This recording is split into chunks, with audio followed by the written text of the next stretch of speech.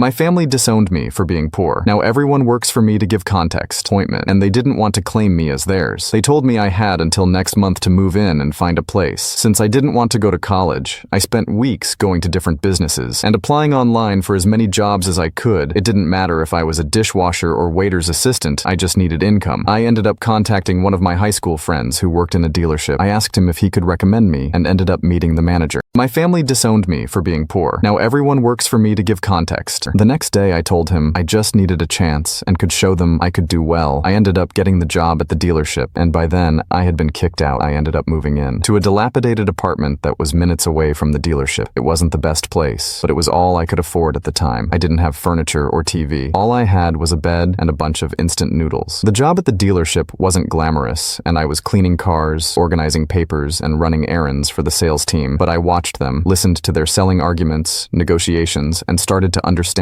the business. One day, a salesman ended up sick while we were short of staff. The manager recalled what he had said during the interview and told me he was giving me a chance to prove what he was worth. I was nervous and had sweaty hands. I remembered stuttering in front of the customers until I calmed down to everyone's surprise. I sold my first car that day, and then another the next day. In the next 2 weeks, I had outperformed some of the dealer's regular salespeople. I worked at the dealership for 9 years, being the best salesman until I took the biggest risk of my life. I used my savings to start my own car dealership. It was a modest start, but I was determined. Using innovative sales strategies and focusing on customer satisfaction, my business began to grow. Word of mouth spread, and before I expanded to other areas and always looked for new opportunities. A young man walked into my showroom one afternoon. I asked him if he was looking to buy a car, which he thought he was looking for a job. I ended up recognizing him after a couple of seconds. He was my brother. Now you can check if there is a part 2, pressing share and more.